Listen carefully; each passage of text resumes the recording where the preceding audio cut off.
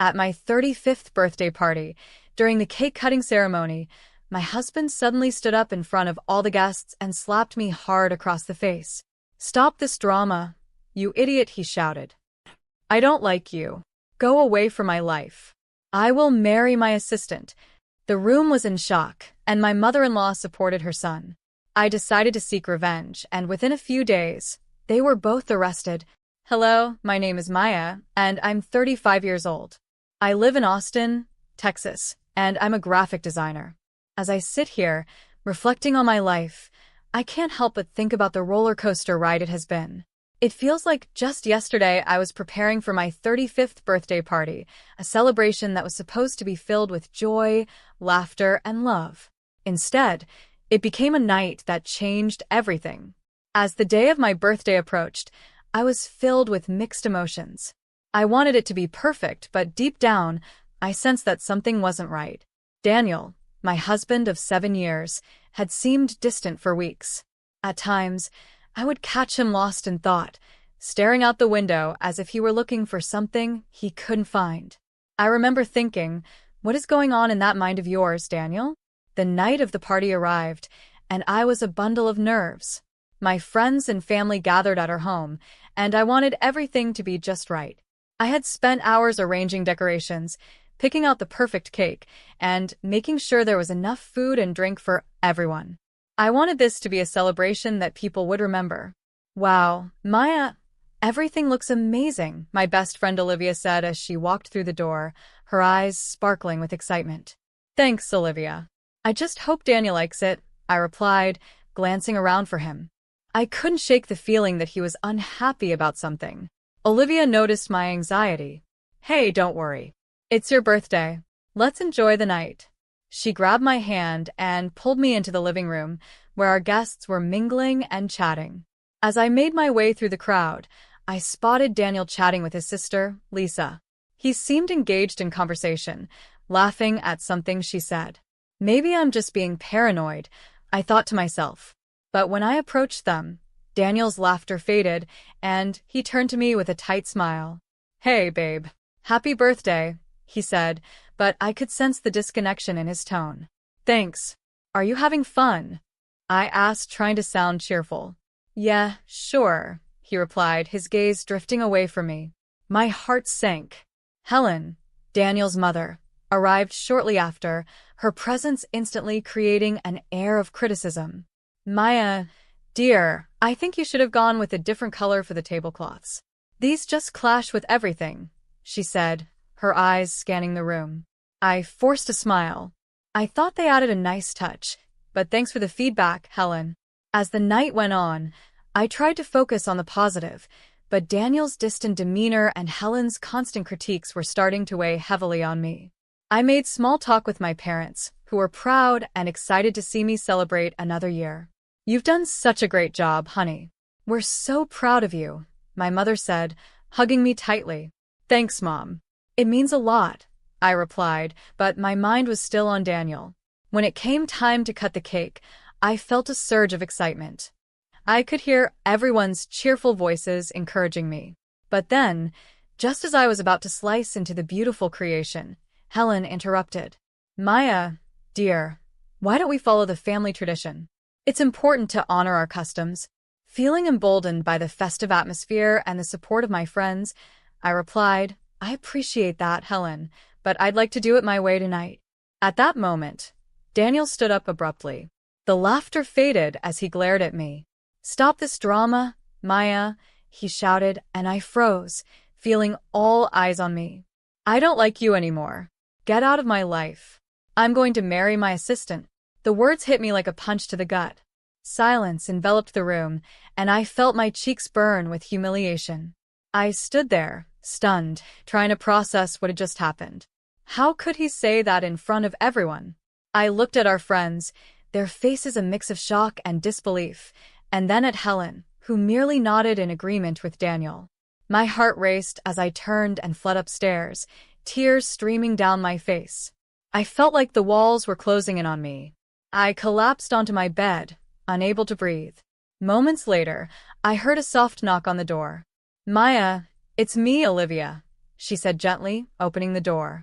She rushed to my side, wrapping her arms around me. Oh my God, are you okay? I can't believe he did that. I don't know what happened, Olivia. I thought we were happy, I sobbed, feeling the weight of betrayal crushing my spirit. Maya, listen to me. This isn't okay. You need to leave him. He has been controlling you for a long time now. This isn't just a one-time thing, Olivia said firmly, pulling back to look me in the eyes. As I processed her words, I began to realize that I had been ignoring the signs for far too long. I thought of all the moments when Daniel's jokes had cut too deep, when he had dismissed my feelings, and how I always felt like I was walking on eggshells around him. I can't just leave, I said, shaking my head. He's my husband. I love him, but does he love you? Olivia asked softly. You deserve so much better than this. Sitting in the darkness of my bedroom, I felt a flicker of something new, anger. I had been a victim for too long, and maybe it was time to reclaim my life. As I stared at my reflection in the mirror, I saw a woman who was tired of being treated like a doormat. I'm going to figure this out, I whispered, determination rising within me. I had to start planning my next move, and I knew it wouldn't be easy. As I wiped away my tears and gathered my thoughts, a plan began to form in my mind. I wouldn't let Daniel or Helen control my future any longer. I was ready to fight back, to expose the truth, and to reclaim my power.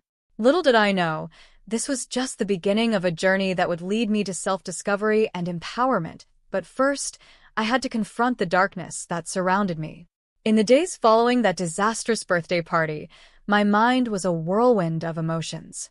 I was devastated, angry, and above all, determined. Daniel's words echoed in my head. I don't like you anymore. I'm going to marry my assistant. Those words felt like a dagger to my heart, but they also ignited a fire within me. I realized I had been living in a bubble, blinded by love, and it was time to face the harsh reality. Are you okay, Maya? Olivia asked when she came over a few days later. We sat in my living room, the remnants of the party still scattered around. I had tried to clean up, but the decorations felt like painful reminders of what had happened. I don't know, Liv, I admitted, feeling the weight of my situation. I keep replaying everything in my mind. I thought we had a good marriage. Olivia looked at me with empathy. Maya, sometimes the signs are there, but we choose to ignore them. You need to figure out what you really want. I want my life back, I said, my voice steady. I want to expose him for who he truly is. That's the spirit, she encouraged. But first, we need to gather some evidence. You can't just confront him without a plan. Over the next few days, I started paying closer attention to everything Daniel did. I meticulously noted his strange behavior and late-night phone calls. He had a habit of keeping his phone face down on the table, which was unusual for him. One night, I decided to stay up late and wait for him to come home from work. My heart raced as I heard the familiar sound of his key turning in the lock. Hey, Maya. You're still awake, he said, stepping into the living room, his expression unreadable. Yeah, just couldn't sleep, I replied, forcing a smile. How was your day? It was fine, he said, avoiding my gaze as he took off his shoes. I watched him, trying to gauge his mood, but the tension in the air was palpable. Daniel, can we talk about what happened at the party? I asked, my heart pounding. Do we have to? I thought we were past that, he replied dismissively, heading towards the kitchen. Past what? I pressed. You slapped me in front of our friends. That's not something we can just forget. He turned to face me, irritation flashing in his eyes. You know how my mother can be. You should have listened to her. Listen to her? Daniel, you were the one who humiliated me. I can't believe you would side with her after that, I said, my voice rising. Maybe you should take a look at yourself first, he shot back, storming off to the kitchen. I felt my heart sink. This wasn't going anywhere. As the days turned into a week, I continued my investigation. With Olivia and Lisa's help, I discovered that Daniel was seeing his assistant more frequently than I had realized. They would meet for coffee or dinner, and it all began to make sense. I felt a sickening knot in my stomach. One evening, while I was scrolling through social media, I noticed a picture of Daniel and his assistant, Mia, laughing together at a local restaurant. The caption read, "Date night with my favorite person. #blessed." I felt my blood run cold. They were having an affair, and I had been blind to it. "Liv, look at this," I said, showing Olivia the picture. Her eyes widened, and she quickly took a deep breath. "This confirms what we suspected. He's definitely cheating on you," Olivia said, anger flashing in her eyes. "You need to confront him." "I will," I replied, my voice firm. "But first, I need to gather more evidence. I can't let him twist the story around." With renewed determination, I decided to set up a meeting with a lawyer. I wanted to understand my options and prepare for what was to come. After researching local attorneys, I found one with a solid reputation. During the consultation, I explained my situation. "I suspect my husband is cheating on me and planning to take control of my finances," I told the lawyer, my heart racing as I laid everything bare. The lawyer listened carefully. "Gathering evidence will be crucial for any legal action. Document everything you can, including dates, conversations, and any financial discrepancies. This way, you'll be prepared to protect yourself." Feeling empowered, I returned home and started organizing everything I had learned. I collected text messages, emails, and even notes from conversations that had raised red flags. The pieces of the puzzle were coming together, and I could feel the strength building within me. One evening, I was sitting at the kitchen table, going through my notes when Daniel walked in. He looked surprised to see me still awake. "Working late?" he asked, a hint of sarcasm in his voice. "Just going over some things," I replied, keeping my tone neutral. "What things?" he pressed, stepping closer. "Just some personal projects," I said, trying to deflect. He narrowed his eyes. "You've been acting weird lately. Is there something you want to tell me?" "No, nothing at all," I said, forcing a smile. "Just enjoying my birthday gifts, you know?" "Right," he replied, though I could see he wasn't convinced. As he walked away, I knew I had to be careful. The tension was thick, but I was no longer the same naive woman I had been just weeks ago. I was ready to fight back, to reclaim my life. With the pieces in place, I prepared myself for the confrontation ahead. I knew the truth would come out, and when it did, there would be no turning back. Little did I know that the road ahead would test my strength and resolve in ways I never imagined. The days turned into a blur of planning and gathering evidence, and I felt both anxious and empowered. I knew it was time to confront Daniel about everything I had discovered. The thought sent shivers down my spine, but I had to do it. I owed it to myself to fight for my truth. One evening, after a long day of gathering more evidence, I decided that tonight was the night. Daniel had a meeting after work, and I planned to confront him as soon as he returned. I took a deep breath, trying to calm my racing heart. When he walked through the door, I was waiting for him in the living room. His expression turned from surprise to confusion when he saw my serious demeanor. "Maya? What's going on?" he asked, closing the door behind him. I stood up, gathering all my strength. "We need to talk, Daniel," I said firmly. "About what?" He was already on the defensive, but I pressed on. "About you and Mia." "I know about the affair," I said, watching his face drain of color. His mouth opened slightly, and he stammered, "What are you talking about?" I pulled out my phone and showed him the picture of him and Mia from social media. "This. You think I wouldn't find out? You've been lying to me." His eyes narrowed as he quickly composed himself. "You're jumping to conclusions, Maya. That's just a friendly dinner," he said, attempting to deflect. "Friendly? Really? You expect me to believe that? You're married to me, and you're flaunting your relationship with your assistant on social media." My voice was shaking, but I refused to back down. "Look, I can explain," he began, but I cut him off. "Explain what? That you've been planning to leave me for her? That you've been stealing money for my business?" The words were spilling out now, each one a release of pent-up frustration and betrayal. His expression shifted from surprise to anger. "You don't know what you're talking about, Maya. This is all in your head. You're just being paranoid," he snapped. "Paranoid? Is that what you call it?" "I have proof, Daniel. You're in way over your head, and I won't let you manipulate me any longer," I retorted, my voice gaining strength. "Manipulate you? You think I'm the bad guy here?" "You're the one who never listens to me or takes me seriously," he shouted, his face flushed with rage. I stepped back, the intensity of the confrontation overwhelming me. "You're right about one thing. This isn't working. You've been controlling and emotionally abusive. I deserve better than this." I felt a sense of liberation as I spoke those words. Daniel's face darkened. "You think you can just walk away from this? You're nothing without me. You'll regret this," he warned, a menacing tone creeping into his voice. "I won't regret standing up for myself. I've spent too long being treated like I don't matter." "I'm done being your victim," I said, feeling the weight of my resolve. "I'm taking action."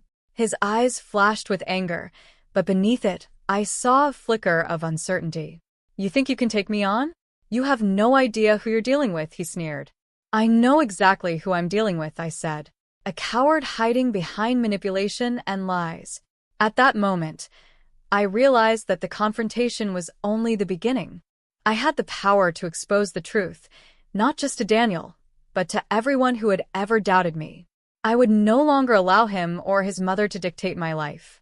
With my heart racing, I stepped toward the door. "I'm contacting a lawyer and gathering everything I need. This isn't over, Daniel. You can't silence me anymore." As I walked away, I felt an overwhelming sense of relief, mixed with fear. I was stepping into uncharted territory, but I knew I had to keep moving forward. I would reclaim my life, no matter the cost. The road ahead wouldn't be easy, but I was ready for the fight. The turning point was near, and I could feel the momentum building within me. I was determined to not only expose the truth, but to embrace my newfound strength. After that intense confrontation, I felt a surge of determination coursing through my veins. I had finally stood up for myself, but now I needed to follow through. The next day, I met with my lawyer to discuss my options in detail. As I sat in her office, I could feel the weight of the world lifting off my shoulders. "Maya, it's crucial to gather as much evidence as possible." "You mentioned financial discrepancies?" she asked, her eyes focused on me. "Yes, I suspect Daniel has been embezzling money for my company. He's always had access to our accounts," I explained, feeling a mix of anger and resolve. "Let's start by obtaining bank statements and any correspondence related to your business. The more proof we have, the stronger your case will be," she advised, jotting down notes. As I left the office, I felt a renewed sense of purpose. I spent the next few days digging through documents, bank statements, and emails, searching for anything that could help me build my case. Every time I uncovered a new piece of evidence, my resolve grew stronger. With Olivia and Lisa by my side, I discovered that Daniel had been diverting funds from my business account into a separate account for months. The betrayal cut deep, but I channeled my pain into action. I knew I had to be prepared for the inevitable confrontation with him and the fallout that would follow. A week later, I received a call from my lawyer. "Maya, we have enough evidence to proceed with filing for divorce and exposing Daniel's embezzlement. Are you ready for this?" "Absolutely," I replied, my voice steady. "Let's do it." When the day finally arrived, I felt a mix of anxiety and excitement. It was time to face Daniel and reveal everything. I decided to invite him to our house, under the guise of wanting to talk things through. I knew it would be the perfect setting to unveil my plan. When Daniel arrived, he seemed surprised to see me sitting at the dining table, documents spread out before me. "What's all this?" he asked, his brows furrowing in confusion. "I wanted to show you something important," I said, my heart racing. "I've gathered evidence of your deceit and financial crimes. You can't run from this anymore." His expression shifted from confusion to panic. "What are you talking about?" he asked, his voice trembling. "I have proof of the affair with Mia and the money you've been stealing from my company. You think I wouldn't find out? You've underestimated me." "Daniel," I said, the weight of the words giving me strength. He stood up, his face flushed with anger. "You think this will end well for you? You're making a big mistake," he hissed. "Maybe it's a mistake to have ever trusted you," I replied, feeling empowered. "I won't let you control my life any longer. You're going to face the consequences of your actions." Just then, there was a knock at the door. It was my lawyer and a couple of officers. "Daniel Thompson, you are under arrest for embezzlement and domestic abuse," one of the officers announced, stepping inside. Daniel's face turned white as he realized the trap I had set for him. "You can't do this," he shouted, but it was too late. As the officers cuffed him, I felt a sense of liberation wash over me. For the first time, I was no longer the victim. I was reclaiming my life. After they took him away, I felt a wave of relief, mixed with disbelief. I had done it. I had stood up for myself and exposed the truth. The darkness that had overshadowed my life for so long was finally lifting. In the weeks that followed, I focused on rebuilding my life. I poured my energy into my work and surrounded myself with supportive friends and family. I felt stronger, more independent, and ready to embrace my future. One evening, as I was working late in my studio, I paused to reflect on everything that had happened. I realized I had come full circle. I had faced my demons and emerged victorious. The road had been difficult, but I had found my voice and my strength. As I looked out the window at the setting sun, I felt a sense of peace. I was ready to write my own story, free from the shadows of the past. I knew that the journey of self-discovery had just begun, and I was excited to see where it would lead me next. I had learned that true empowerment comes from within, and I was finally ready to embrace my life on my own terms.